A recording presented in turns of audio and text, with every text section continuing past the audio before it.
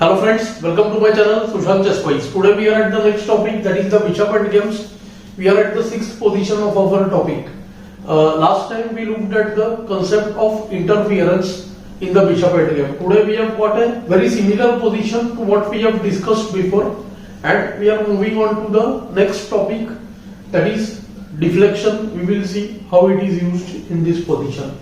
From whatever we have learned so far, we can understand that this position should be winning for white, because the short diagonal where the bishop might have to go to stop b8, that is the a7 square, and that diagonal is too short, which usually makes the task very difficult for the defender. 3 or less than 3 squares make it impossible to hold the game. So only hope for black is to get the king to a6 and stop the maneuver bh4, bf2, bh7 and bp8. Then only black can hold the game. Let's get down to the moves now. White starts with the move bh4. Idea is very simple. He wants bf2. If any move is wasted now, let's say bishop f4, then quickly we will follow our previous analysis. White goes bishop f2, any move again bh2, bishop a7, bishop f4, bb8, and once bishop comes to b8, white has forced black to now go to the short diagonal. So bishop e3, bishop e5 or g3 or h2, all the three work. Only move bishop a7, stopping b8, and the final blow bishop f2. So it's very important for black to stop the maneuver with ba7, bb8. That is why black has to go for the move kb5 and ka6. Let's go to the main position. Thus after bh4, it's very clear that black has to play the move kb5 or kb6 going to the a6 square in order to stop bishop a7. b5 is of course a safer place. No one wants to be on the black square. So bishop f2, king a6, and we see that bishop a7 is stopped, and now white's task looks a bit complicated, because if he just goes for a line like b3, now trying to go bg5, bd8 and bc7, then black can manage only in one variation, that is bd6, bg5. As soon as we see bd8, bc7 coming up, the king has to rush back. So the king comes to b5.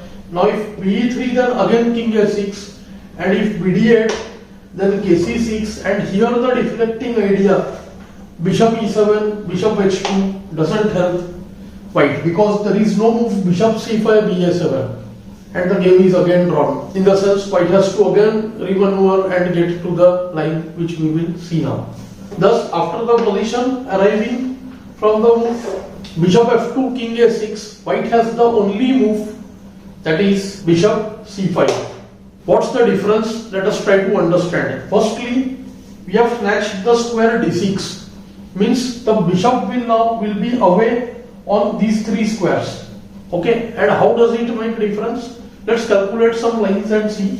Now if bishop e5, white goes b7, and now it looks same like the previous line. Black has kb5, when after bd8 there is again kc6, and if we do bishop f6, then he just goes bh2 back.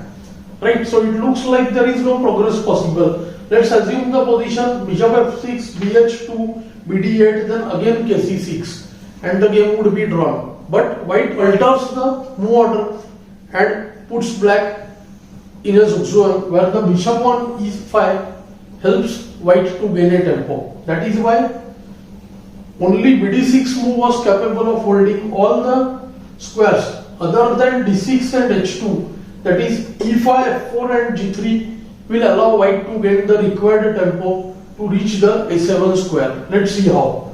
Now after the move bishop e5, of course kb5 allows ba7. So be7, kb5, first bd8, bf6, bh2 would have not gained anything after bd8, kc6. Forcing kc6, and this position here, the move bf6. Very important, because on these three squares the bishop is in serious trouble. When the white bishop was on e7, it never had the square c5 in hand.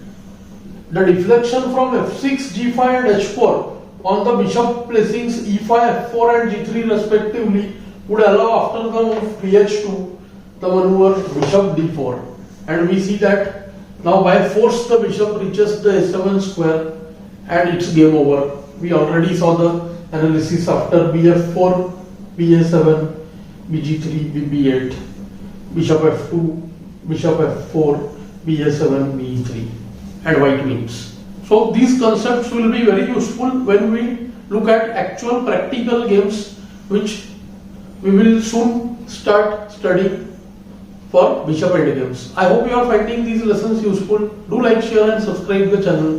Thanks for your time.